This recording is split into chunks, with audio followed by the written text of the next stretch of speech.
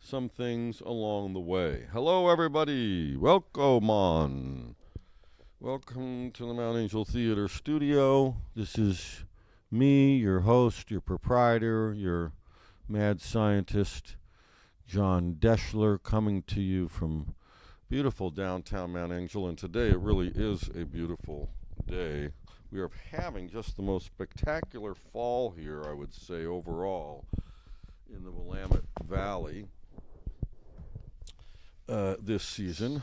And I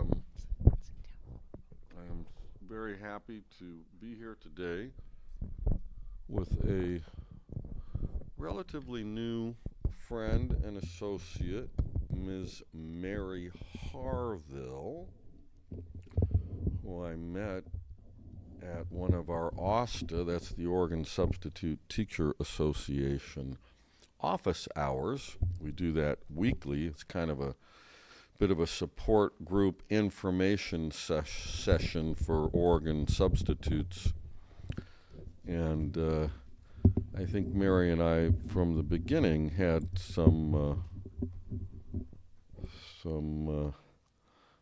I gotta protect the chair.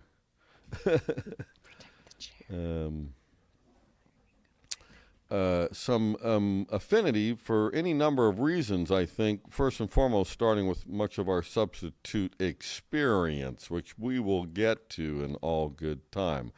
But hello, everybody out there in YouTube land. It's me, Jon Deshler, with Mary Harvill and her beautiful doggie.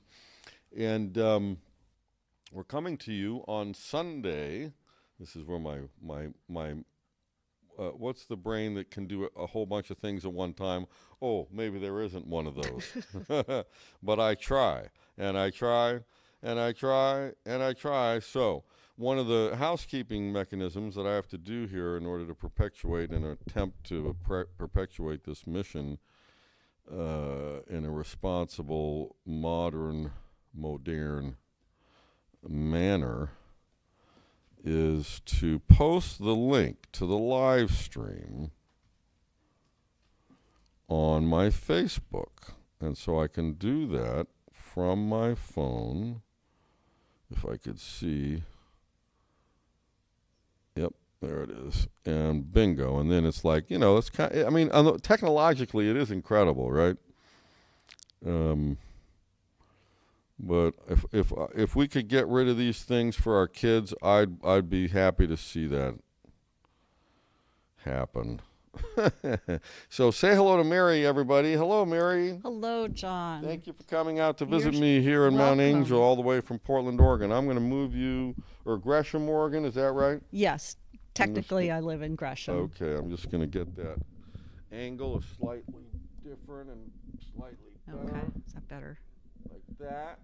Because, as we know, the audio makes the video and the film, We don't have Doc Severinsen and his band off to the side, or Stravinsky or somebody with the NBC Orchestra, so we're just going to go with, hopefully, reasonably high fidelity with my humble setup here at the Mount Angel Theater Studio, the place that I've taken under my reins and the responsibility the last 2.5 years.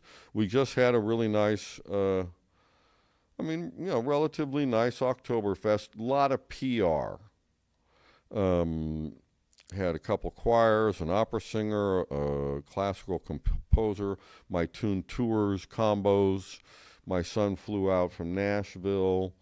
It was very good. Showed some films. The film An Oregon Story is very excellent about the land use history and planning in the state of Oregon, something that Oregon used to be more known for, I think, much like recycling, and then all these things of our branding kind of go by the wayside, it seems to me. But so Mary is a substitute with a restricted license. Right? Correct. Just like me. What does that mean, you might say, around the country or around our very large state, if you don't know? Well, a restricted license means, at the bare minimum, you have a college degree and you've gone through some essential orientation and online training. and you may or may not have teaching experience. In my case, I had vast teaching experience because I taught since I was about 25 years old, starting at Portland Community Colleges, photography originally. Mm-hmm. And then I taught in elementary schools and in community centers and professional meetings, generally speaking, photography or art-related things, but not always. And so it's interesting. That's where we start. But Mary has a couple of very unique dynamics about her. We're not here to talk about me today, as much as everybody knows I'm comfortable doing that. Mary has legal education in the law, and she also has some kind of an interesting history. As yes, you may have guessed it, because I got to correct the type on the copy a little later. She's a football, and I don't mean soccer. I thought it was soccer, but I've been clarified here today as a American football referee for high schools and colleges, etc. So would you mind starting with that? Like, can you synopsize 5 minutes or less maybe how you got interested in football, when that was, and the trajectory of that whole story? And I'll try not to interrupt you until you finish that, and then I'm sure I'll have some questions, however. Sure.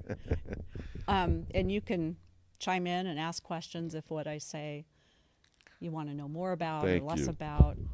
Good. Keep going. Either way, I have always loved football. And like every high school student, you have the opportunity to go to football games. And for me, that was something we did in my hometown in Seattle. All of the Metro League high schools, which Roosevelt High School, where I graduated from, is part of the Metro League. We went downtown, the concept of the downtown stadium for high school students, to have all our games against our opponents. So we would all go downtown. Either our parents would drive us before we got driver's licenses, or when we did get driver's licenses, we drove ourselves. And I love the game, and I love watching the game. Did you ever get to play? Once, because we had a powder puff football game. But there wasn't football for girls or high school girls of any kind at that time. When was that, in the 90s, in the 80s? Well, I graduated from high school in 79. Oh, my. So I was part of the first group of Title IX. I was in high school when Title IX was enacted, which gave girls parity. Started to try. But it did. It opened a lot of doors, certainly not football. And today, what's happening, to fast forward to today, is NFL flag has opened the door in a big way for girls to play, not only in kind of rec leagues, if you will, the younger ages, but there's a big push for high school girls playing flag football, and that is an emerging sport here in Oregon. Last spring, it's a spring sport. How long has that been around in that context? Well, in Oregon for girls. For girls, 10 years, 5 years? Oh my 20 goodness. years? Maybe 10 years. Okay. Something. I think it started in 1999. Okay. The flag football, and for kids, there's co-ed teams. There's all boys and there's all girls teams. Now girls and states are approving high school girls for flag football. And it's just exploding. In fact, NBC did a special on what they call the global rise of flag football. And do you referee for flag football and regular tackle football? I do both. And remind me now, you were telling me earlier, you do high school, college? I do high school tackle. I do middle school tackle. And this year I was hired by the Big Ten in replay.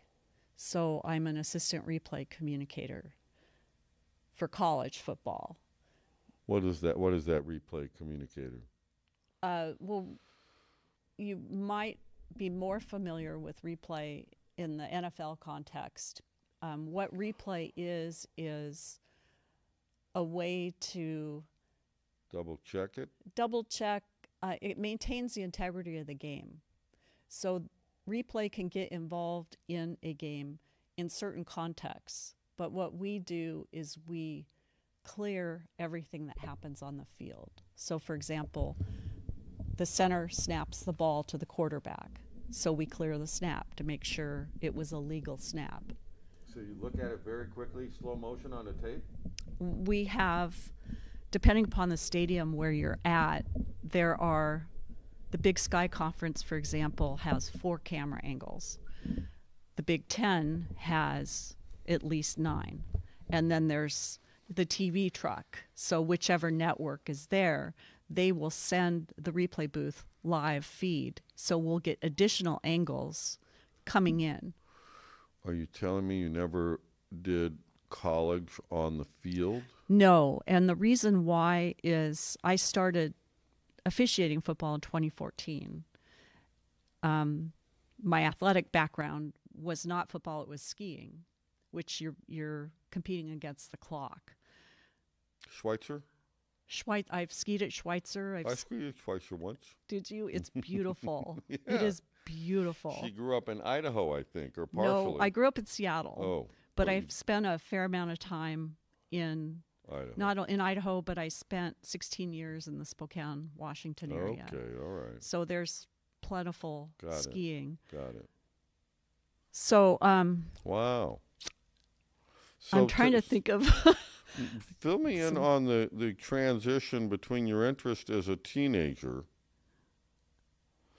to 2014 in terms of when you went out for some accreditation, I assume, in some regard, some way, somehow. In 2014, I was driving down Highway 2 outside of Spokane, where I lived, and I heard this radio interview, and it was one of the officials, probably the president of the Spokane Local Football Association, the Football Officials Association, and he was talking about the great need for a shortage. Of Another officials. shortage. Another shortage, a shortage before the shortage. Okay. And because, it's still true, officials were aging out, officials move away, officials get injured, and you have to have a deep bench. Particularly for middle school and high school. Right. All over the country. Everywhere. I guess. There's also the... How many, at each game, is there 1 or 2? Oh. A high school game. A high school game, there'll be 5 to 7 officials on the field. Paid? Paid. All paid positions. Wow. And there's some... Is there still a shortage? Yes. Because of parent behavior and sometimes coaches' behavior. You mean, wait a minute. Hold everything. Whoa. Hold the horn. Are you saying it might periodically be unpleasant? Dun, dun, dun. Drama. Yes. That's an understatement? Yes. Oh, man. I have lots of... We'll save that for other. This is all an introduction today. Mm-hmm. So yeah. that's the introductory episode. That's right. That's phenomenal. So how did you go about doing that? You heard the. I heard you the. Were driving on the. You heard driving on the road. Was that like a public radio station in Idaho? Or yeah, was that an oxymoron? But there is public radio. Good. Actually, I worked for Spokane Public Radio for a time. Nice. Good. This was on a commercial station because the difference between public radio and commercial radio is that on public radio, it's not advertising, it's underwriting. Right. It sounds much more high-minded. Right. So I hear this, and I thought, I hear this story. By the way, another little side. Advertising or underwriting. Bring it on, baby. Bring it all on. Whatever it is. Please like and subscribe. We're here in Mount Angel, Oregon, where Mayberry meets McNeil Lair. All right, that's what we're doing, folks. Very well put. So I just thought, you know what? I could do that. I'll look into it. They offer training? How hard could this be? You already had what? A bachelor's, a law degree, what? Both. I had both. Wow. I had no classroom experience. And I just thought, wow, I can do this. Because I think I can do everything. And so what does that look like? What did that look like? Well, I got a hold of the assigner, the association assigner, who has been a absolute fantastic support mentor. Found out when the meeting was, and I roll into the meeting. In Idaho? This was in Spokane. Okay. I started in Spokane, and it's 99 guys and me at the meeting. There are no other women. And during the course of the year, I learned that, oh, yeah, we've had other women before, but they didn't last. And I thought, oh, brother.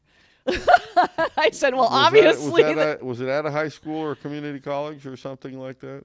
The meeting itself? Yeah. Well, the meeting location at that time was Gonzaga University. Okay. So we all went to this auditorium style. Wow. Place. You were the only female. The only one.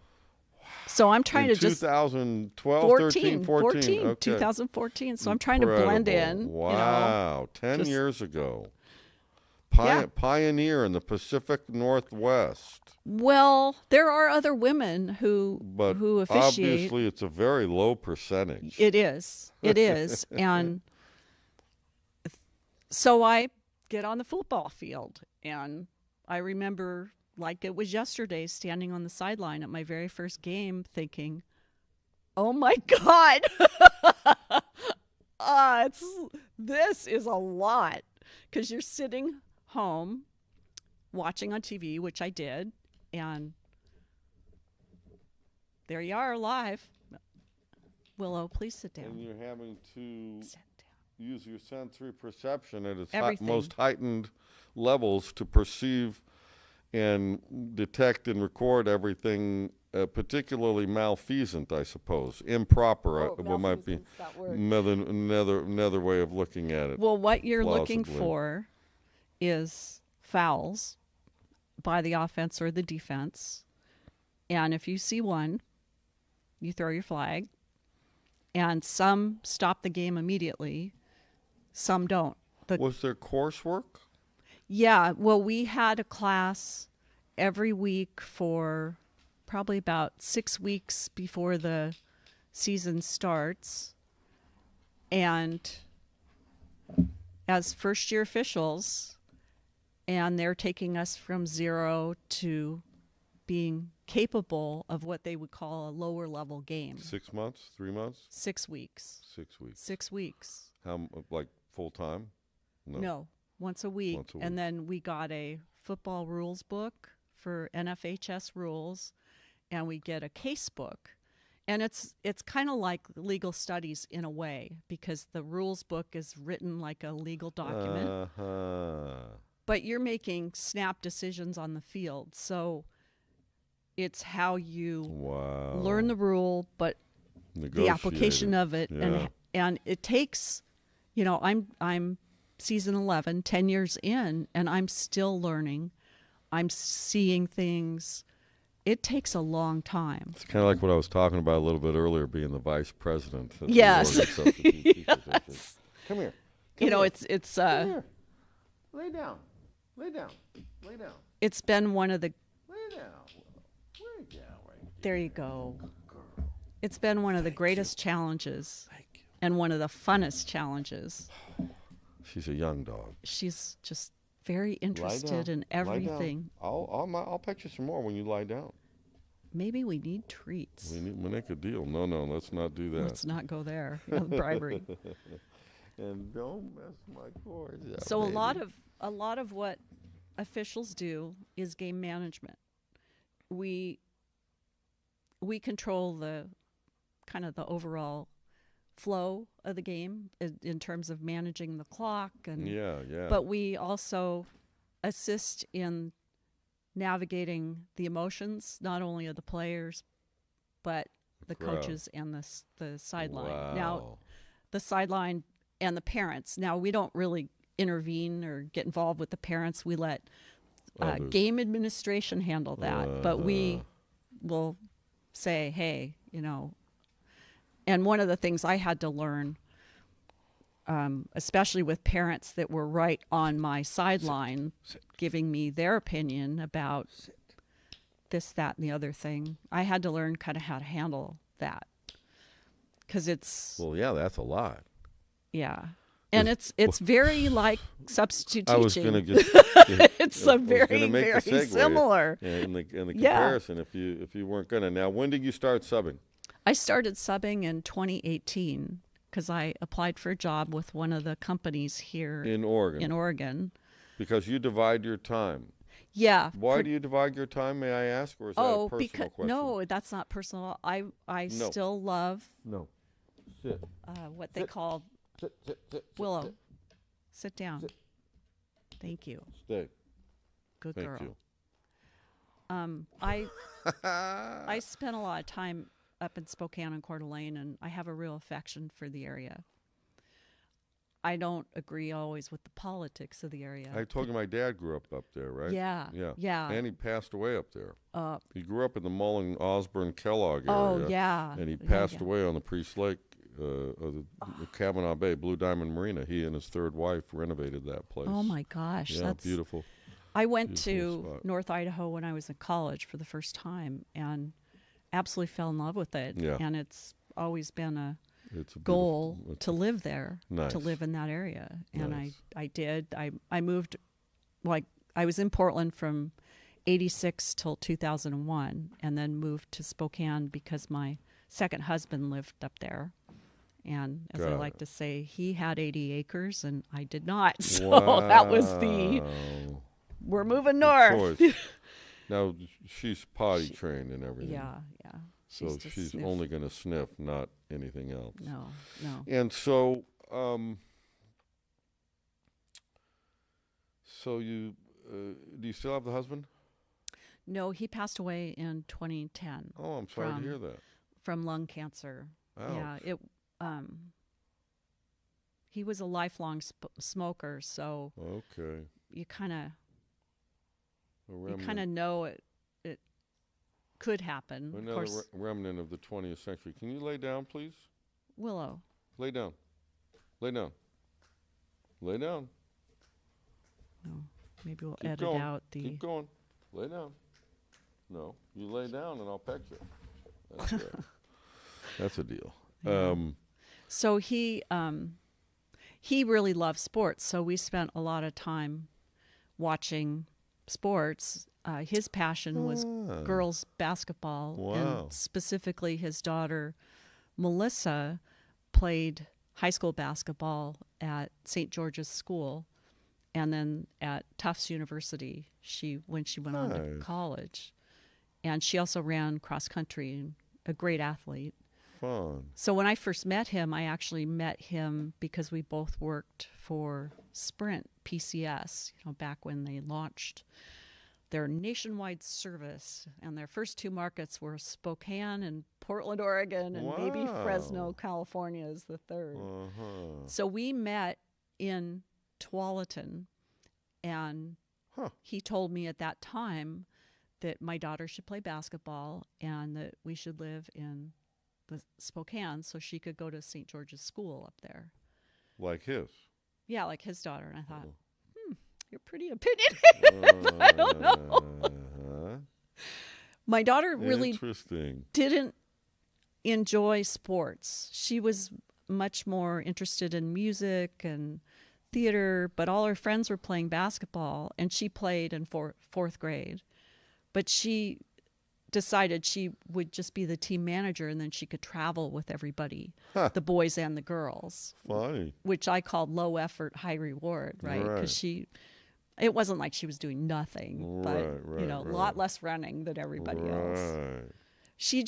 I've always been interested in athletics, and she's probably not as interested in athletics, although she loves hockey, and that's kind of her sport. Funny how the kids will do that with you. Yeah, you think that, I I was skiing while I was pregnant with her, and everybody thought for sure she'd be right out there following me when she was born, but Never got into skiing either? nope. So when did you start subbing in Oregon again? Oh yeah, I started in, I guess I said 2018, but it was really 2019 because I applied for a job with ESS, and they invite you to what they call an orientation, but basically you've been hired and You've been pre-qualified. you've been pre-qualified, but you're hired, and then no sooner did I walk in the door, my cell phone started blowing up because they call you if you don't sign up for the software program. So I was getting all these calls. I call it the robot, the night before robot. Yeah, the robocaller. Now that's interesting too. I don't know that we ever. I don't know that I ever remember. Mary and I had one really nice long conversation after meeting maybe once or twice on the Zoom call, among others, and I can't remember exactly why we did decide to have that phone call. It was probably about 6 months ago. But it was a long phone call, and we covered a lot of territory in a hurry, I would actually say. But but you know that I pursued my Oregon sanctioned restricted license Right. in the summer of 2019. Oh, interesting. Yeah. And I got my license in the email an hour before the governor closed the schools that day in March of 2020. I remember that day. So Isn't my that funny? orientation and everything was in the summer, the previous summer, and then I was waiting, you know, whatever, taking on, I think there was, you know, you have annual they call it annual safe schools training, which was part of that orientation, and I think there was more, actually, a few more things, so that I didn't really start doing it in my local rural schools until they start going back to school, which was really, I think it might have done my first day in the spring of 21. Is that possible? Yeah, I think so, because they went to online for And then everything. robustly, though, in person, I believe was in the fall of 21. Fall of 21? Yeah, I think the fall of 21, 21-22 school year. Thank you. Yeah. Yes. Yeah, because they canceled the football season in 2020. It's starting to bring back some other painful memories, which we'll get Yes. into later. Yes. Maybe to some extent, if not this time, next time. Next time. And the names will be changed to protect the innocent, That's right. but the entity type will be identified. It will. And so 2019, and when did you hear, this is an important part of our foundational orientation, when did you hear and why did you hear of OSTA? I think I heard about OSTA when I was at a after sub job in Estacada, because I talked to another sub and who worked for ESS, and even though we're part of this big company, they do nothing to create any kind of community within it. And they have some, what I would consider to be very peculiar coaching policies. Strategies. Yeah. Willow. And I can't remember the name of this really great guy, but we talked, and I think he told me about OSTA. A fellow sub. A fellow sub, but I also got an email about the annual meeting. Okay, I good. think last fall. Good. Because I went to that annual meeting. Oh, we're just wandering now. She's smelling everything. That's Yeah. what a dog does. That's what a dog. They're smart. Well, she's a retriever. They're smart. They use their sensory perception. They They don't get lost in a little flat screen. No, what flat screen? Yeah, you know? what flat screen? They don't even see flat screens. So that's kind of the dynamic of how I learned about OSTA. And then it was later yes, that you had an issue yeah, this with past a particular district. Now I got to pause. You mentioned Estacada, yes, which we were we're not generally mentioning names here, but Not naming any names. Estacada is known within our profession in the local region as, I believe, the highest paying district because it's kind of hard to get to-ish, maybe, for a lot of people, and it's not a big community, you True. know. So I will ask you one question, and you can take the fifth and tell me after the live stream. But do you find it a good district to sub in, or do you not enjoy it there?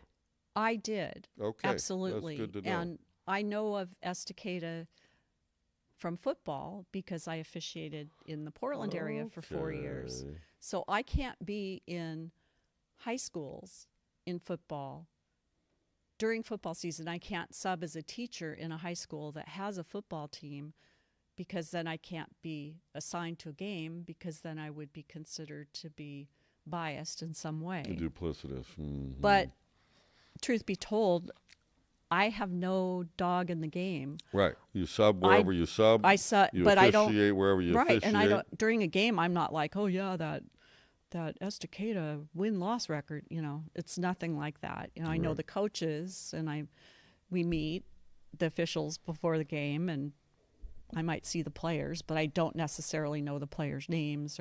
But if I'm a sub and I'm in the school during football season, then I have more contact than I should or want to. So I was in Estacada in the spring after football. And you sub in other districts too, and you don't officiate in all the districts you sub No, in. I'm on the East County, Gresham districts and Reynolds School District is Troutdale, which is the next community over. So Estacada is super convenient for me. But ESS has districts on the east side and the west side. I don't go to the west side to do it. I just don't. I don't want to deal with the traffic. Exactly. Well, from my estimation and position, we don't get paid enough as subs, even though in Oregon we do get more than some other states. And we have OSTA to thank for what we do get and how it's calculated. And my dear friend Phyllis Kirkwood, our founder, that we specifically have to thank her for. But in these particularly more rural parts of the state, I've said it before, I'll say it again, Oregon is a unique configuration because it's really a modest population in a very large state. The state is bigger than half the size of California, and it has 1/10 the amount of people in it, about 4.5 million people in an area that's within certainly the top 10 largest states. So we have a ghost in a golden retriever. It's funny, I shot years ago, I used to do all the Neutro dog and cat food photography. And one year I had cause to, for more than one client actually, but one of them was for Neutro, to hire a well-trained golden to do some specific things. In one of the pictures for the dog food company, it was hold a slipper in the mouth, and look good, Yeah. And another job that I did, it wasn't for a dog food company, it was for a security company, and I was shooting a dog chasing a cat around a living room, like over a couch. That was crazy. But the dog had such an affinity and rapport with his owner that owner, who is why I obviously ended up hiring him, could train that dog to do anything in about 5 minutes. Wow. And they had such a great rapport.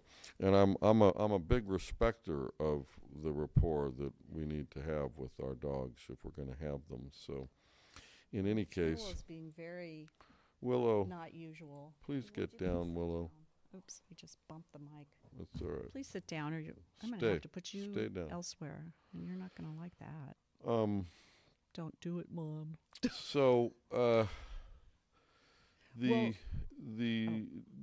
the dynamics that we originally convened on, I will put it that way, which for shorthand right now could be reflected on, as from my perspective, is malfeasance in administration and management at districts. And it's, as far as I'm concerned, it's, how do you want to maybe say it, intensified or aggravated, if you will, by the advent of these sub-service providers. And I want to talk to the people briefly and describe to them a little bit of that reality that we live in while you manage your fine furry friend. In the state of Oregon, as in some states, not all states, in recent years, I'll say less than the last 10, they've allowed for something called a sub-service provider, essentially a job service agency.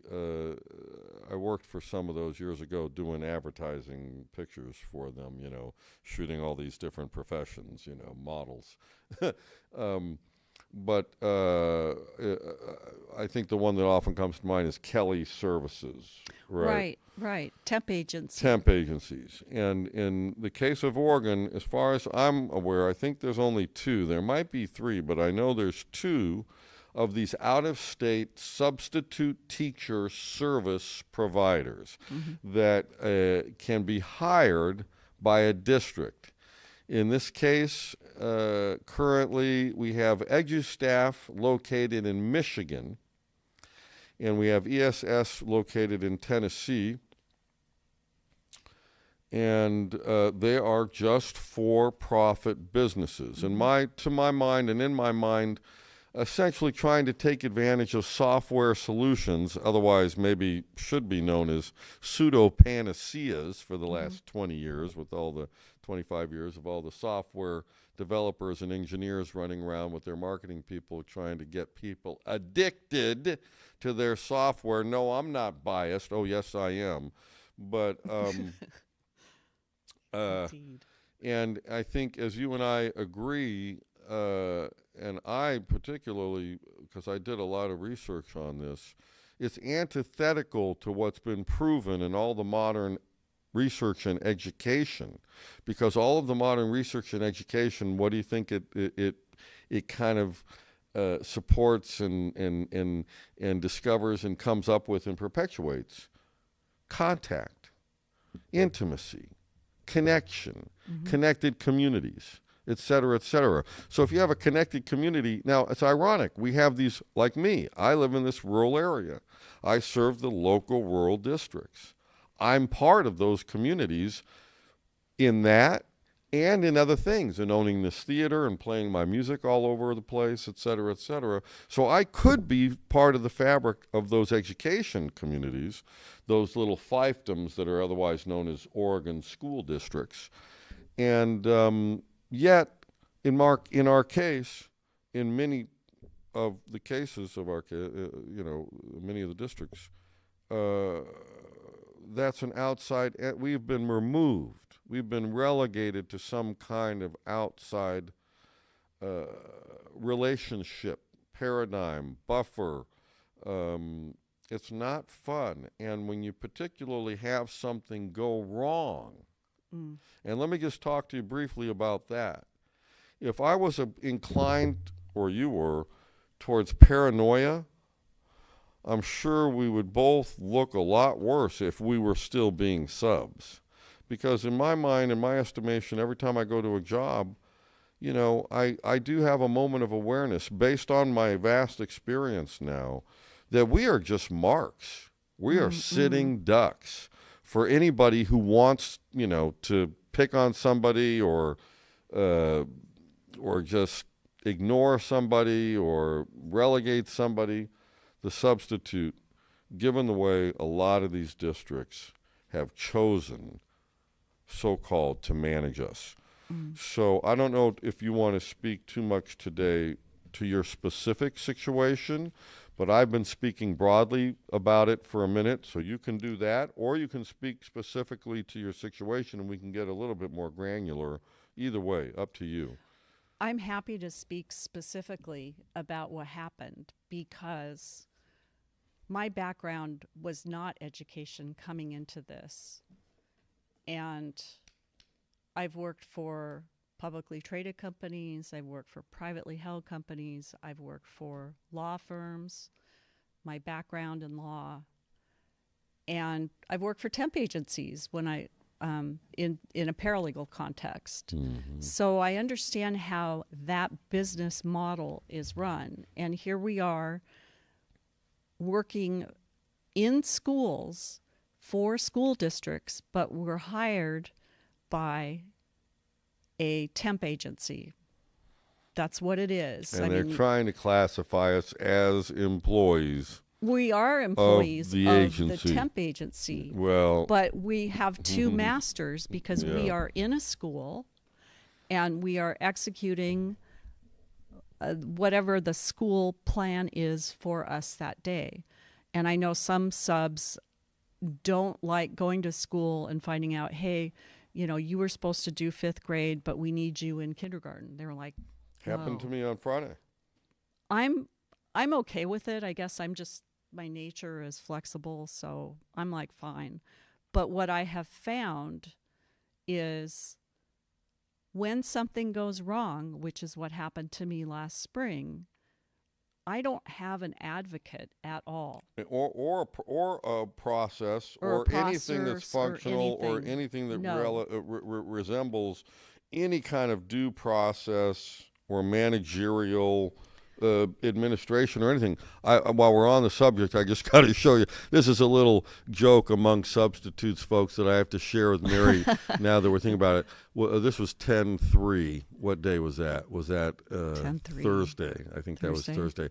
This was one of the short lesson plans that I got. Oh, I don't have readers on. Which actually I didn't hate. Well, you want me to read it to you? Yeah. But you see what it is. The Invasive Species Project. They know what this is all about. And instructions are in Google Classroom. Great. How do we get into Google Classroom? I'm used to most of them these days giving me pages of insight. Nope. This was very little. Now, what I did like about it was that it was comprehensive and specific, even though, albeit it was short. And it was part of a short half day that I was doing at a nearby high school, not to be named. But the things that we encounter in Oregon schools and Oregon districts, such diversity. And another pet peeve of mine, and I want you to respond to this when I say this, because of where I live, I know you live in the Portland metro-y suburban area. Right. When you're in Oregon. I live 40 to 45 miles outside of the Portland metro area, and about 20 miles outside of our state's capital in Salem, in what historically was really quite far removed rural communities. They're less far removed now, but many Oregons still look at them as pretty far removed, right? Because we're all kind of spoiled with our very, nice, not as crowded as California lives. But because I work in 3 districts that use one of the sub-service providers, actually 4, 2 districts independently, I have 2 app websites, Frontline and Red Rover. I have to check if I want to really check everything. I managed to keep one of those. I don't even allow their robot to call me the night before. I only let one of the one that manages the sub-service provider with the 3 schools, all of which have different rates, by the way. Oh, yeah. The districts, 1, 2, 3. Well, actually, Frontline is 4. I use Frontline for 4. 3 of those 4 are the sub-service provider, and one of them is direct. And then the other one that uses a different software system rather than the Frontline, this Red Rover, is a direct. So all I'm saying is we don't get paid that much, really, for what we do, and particularly what I try to do every day when I substitute. But we have all of this funky administration that we have to kind of manage and take care of that isn't managed for us in any real way, shape, or form. Certainly not in my situation with all those different realities. Now, if you're a sub in just Portland school districts or one district, you wouldn't have all of that to deal with. But let's be honest, physically speaking, 90%, 80% of the state is like this. It's not like, you have Portland, Salem, Albany, Salem, Kaiser, Albany, Corvallis, and Eugene. Those are the 5 biggest cities essentially in the state in the I-5 corridor. There's about 100 miles, 90 miles between those farthest part. But there's all these rural places off to the sides. And then there's the rest of the state on the other side of the mountains and the coast and everything else. So it's kind of wacky.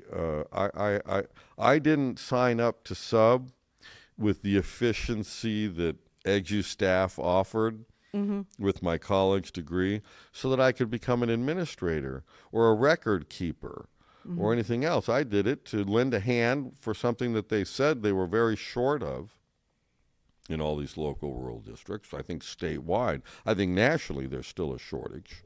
Well, even in the urban area, they're short of teachers and substitutes. Everybody. Yeah. COVID was decimating to a lot of the dynamics because a lot of the teachers are older and a lot of the substitutes are retired teachers in states like Oregon. And so with COVID, a lot of them said, we're done, we're out, etc. And so then they complain, but then they don't really implement strategies and systems, my position as the vice president of the Oregon Substitute Teacher Association, to really manage the existing equities. And what I like to say is, I'm an equity out here in education because of my vast life experience, my college degree, my lifelong learning, my vast engagement with multiple disciplines and dimensions of things, et cetera, et cetera. You, I would submit, are exactly the same. And there has got to be a lot more of us out there. But again, if it isn't an appealing situation, either because of the pay or because they've heard that the kids are not necessarily treating us all that well all the time, or because maybe the administrations, you hear that the administrations in the districts are not always that great to work for, because obviously in these smaller communities, a lot of this stuff gets out too, Yeah. So if I may, the situation that happened last spring for you, which was somewhat similar to the situation that happened, I believe, 2 or 3 springs ago for me now. I'm losing track. But did I understand that was all ultimately resolved, or Yeah. it was or wasn't? It was. What happened is I'm the employee of a temp agency. If the client of the temp agency calls them about me specifically, what happens as an employee of the temp agency is that I can no longer go back to that particular school. So in the software program... Well, that's if the school or the the district asks the They'll agency ask, to but I also take you off. think Yeah. the company does it as the company will make that decision because they don't really care what happened or what the circumstances Well, were. my contention and our treasurer or our government affairs contention is that the service provider doesn't care. They do what the district tells them to do, or the school. That's true, but ultimately, the temp agency is our employer, and they can do whatever they want to do because we are at-will employees. Well, but there's one thing they can't do, and that's have us go back to work at a school or a district which has asked for us to be blocked from their school or district. That's correct, but they will also not allow you to go back to that school of their own initiative, the company's own initiative. I understand that that's possible. I think it's generally highly unlikely because all they care about is getting us billing days so that they make their $50 a day or whatever What our employer will say is, well, there's lots of other schools for you to go to, so no big whoop. What happened to me was I wasn't blocked from one school. I was blocked from the entire district. Well, that's what happened to me. And the school that I went to was the first time and the last time I went. It was the first time I'd ever been in that school. And had I not been blocked from it, I wouldn't have gone back because of what happened and how it was handled at the school, how it was handled by the company. For me, because I had worked so much in that district, the HR people in the district were the ones that intervened on my behalf with my employer, the temp agency, to allow me to be reinstated to the school district, to all of the schools, including the school where this happened. And where the original complaint came from, because your service provider, you're calling them the employer, but I don't call them my employer. Okay? Well, but they are. It's gray. There's been been bully things. There's things happening at the legislature right now. Right, I know, and that's and the I whole think other also thing. just the commonsensical side of it, given the unique thing that we do, it really is not accurate. But we're trying, the Oregon Substitute Teacher Association is trying to clean that up a little bit. But I don't think, in your case, ESS would have initiated anything had they not been called by either the district or that one school. So Correct. The fact that you had champions at the district is a side note thing. I don't know if you had them before, if you generated that after the advent. Now, like me, I don't know if you were like me. Mine was done surreptitiously. Mm-hmm. There was no notification whatsoever. It was a cloaked in a closet or whatever blackball. I didn't find out until I slowly discerned that I wasn't seeing any jobs from this district, and then I started banging on their door, and then they finally sent me to EduStaff, et cetera, et cetera, et cetera. I've been reinstated. It was resolved. It's a long story. I'm not going to go into it right now, because you're sitting here and I want to address your story. But I do want to show that this has happened to more than one person in this state. In fact, from what we hear regularly, it happens an awful lot, and it's really sad. And that's why what OSTA is doing is important, because I called the phone number Of OSTA? of OSTA. Me too. That's how I got connected. I guess I could say I talked to Sally Sue. Yeah, me too. And she said, Mary, come to our office hours, the regular Sally weekly. Sue's going to be sitting here someday soon, by the way. Yes. She said, come and talk to us and we can help you.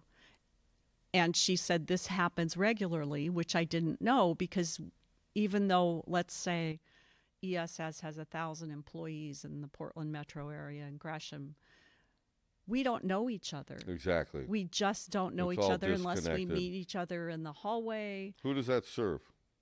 The company. That's it. And what does that serve? The company. Money, profit, cash. Absolutely. I don't know if I probably haven't shared. I think since we talked on the phone that day, I come up with a new theory. You want to hear it real quick? Yeah. Comfort, convenience, and cash. There you go. As represented by the manifestation of our culture the last 125, 150 years at the advent of the fossil fuel age and then the transition to the digital age. I mean, we've always been about comfort and convenience. I think that's where we got this and these and these and these and these and this and this and that. That's how that happened, because we were pursuing something. our food, our comfort, our convenience, our cash. Cash. I submit that cash is one of the culprits in the situation. But certainly in this particular situation, that's for another show, folks, when I go on a rant about I'm mad as hell, I'm not going to take it anymore because the software engineers have sold us a bill of goods and disconnected us from each other. And I don't know about you, but I tell a lot of my classes, I'm like, folks, this is going to be your destruction. Oh, yeah. It's a small two-dimensional plane, flat surface plane, in this case, 3 by 5 inches, and 2 thumbs. That's called de-evolution. Use it like a hammer. When you got to drive a nail, you grab a hammer. If you got to call grandma, you pick up the phone and make a phone call. If you got to look at a map, okay.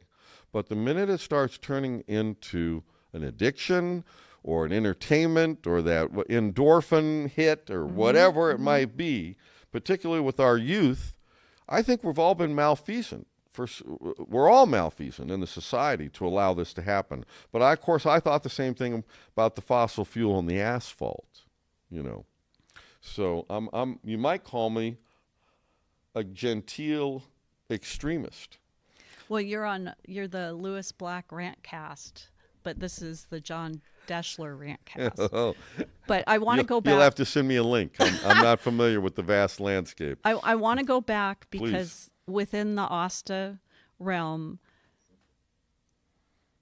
the organization uses terminology that's very familiar to a group that's had union representation experience and not publicly traded business experience. And I come from a completely different world of the publicly traded company or privately held company.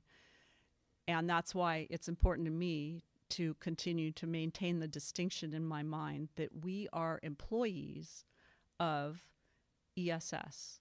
And they were very clear with me last spring when this whole incident unfolded that I am their employee and I don't answer to a school district in particular if what the district wants and what ESS wants are two different things. So there are some situations, some things that substitutes our rules are slightly different than a district employee. And I think the reason for that is because the district employee has a union behind them that they can go to with whatever. And we have the employee handbook that was sent to me after this incident.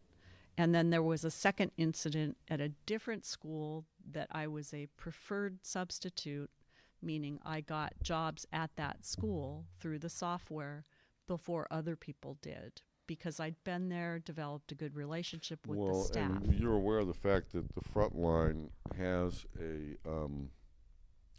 hidden rating system that the districts can use. Oh, I didn't know that. No. Ugh. Yeah, it's a whole nother thing. That's a whole nother Now I thing. just detected on my phone. Don't be alarmed, and we're just I have to do the housekeeping because here at the Mount Angel Theater Studio, in a town of 3,500, one has to do a lot of things oneself. You can't just call the 800 tech support number. Is that what you're saying? And what I'm noticing is that we may be broadcasting our audio, but not the video. But the video might be somehow messed with, and so I'm just going to run through them all. Can you just wave your hand? Yeah. Thank you very much. Check that one. Going to roll over for us. Check this one. For some reason, we're not coming through on camera one. Uh-oh. So let me see how long we've been going. First of all, which one is camera we've been one? going just about an hour. Hey, let me just go check camera number one. While everybody indulges me and the dog. Yeah. I guess we should do some stupid pet tricks like they used to on was it the Jay Leno show that did that? Or Conan O'Brien? Oh, yeah, was that Jay Leno? Or no, I think that was Dave Letterman. Dave Letterman. There you go. Yeah. Oh, my goodness. Those are the days. I lost a feed, as it were. Uh-oh. Yeah, I'm not exactly. Where did the feed go?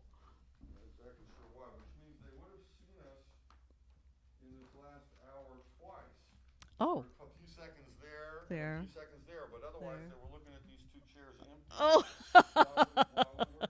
I see I hear voices, but yet I don't see anybody. And I Well, don't know why that is. why do you feel like you need to be up here? So we might have to. I might not be able to fix it because I might have to like kill the podcast to fix it. You know what I mean? Oh, like, do you want to take a break, commercial break, for an announcement from our underwriters? Yeah.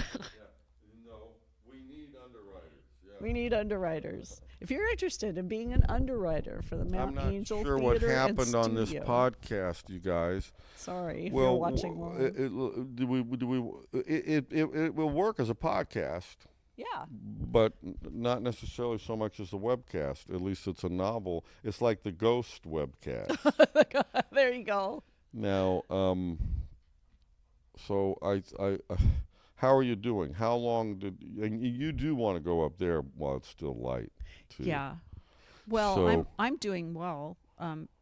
I was voted most talkative in my class in my But senior high school. are you willing so- are you willing to come back and do it Absolutely, again? yes, I'd Okay, be so happy I think to. we should probably kill it because, again, since I can't monitor it and engage in this role at the same time, Yeah, it's it's tricky. difficult. I can look at it like I did just a minute ago on my phone, and I suspected something was up, and it was. So I want to thank Mary Harvill for coming out here to Mount Angel today Yes. on what is Sunday, what is it, October 6th? October 6th. Yes, it is.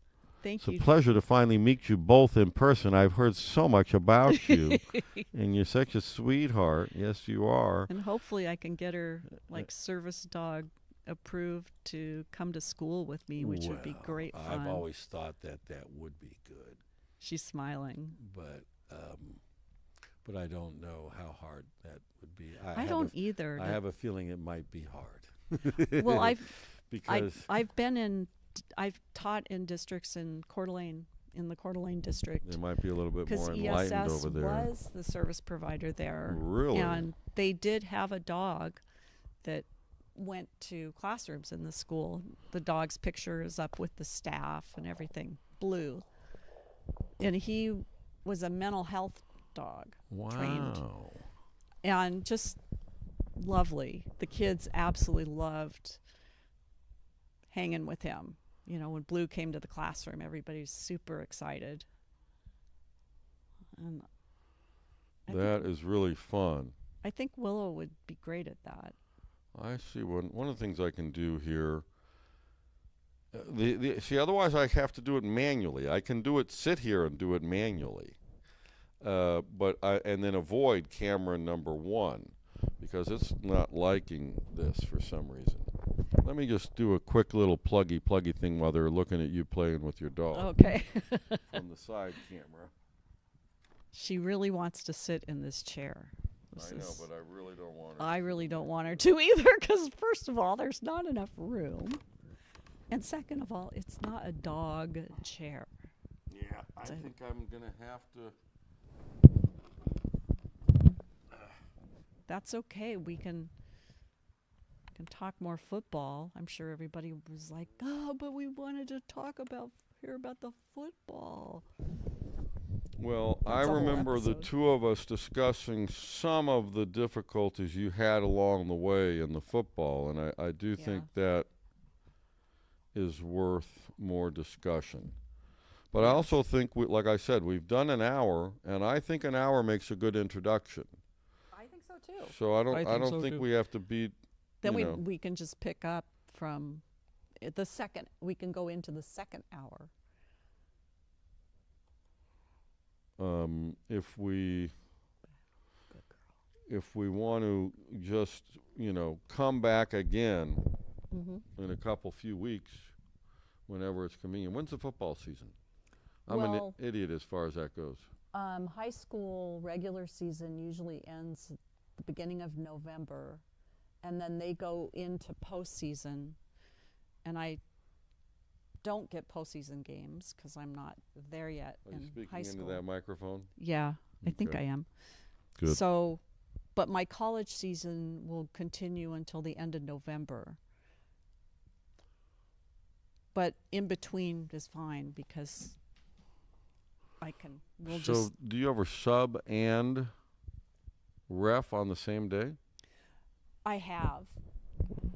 This year with college, I don't sub on Fridays, which is one of our high need days, but I do sub on Mondays when I can.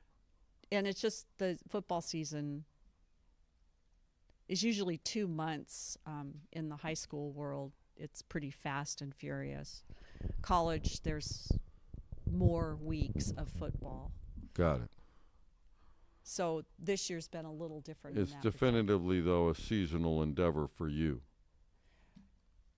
It's been year-round this past year because I also officiate NFL flag, and that has been spring and summer this year for me. Excellent. Got it. Well, on that note, I'm going to stop this Okay. because we're having some failure of our equipment.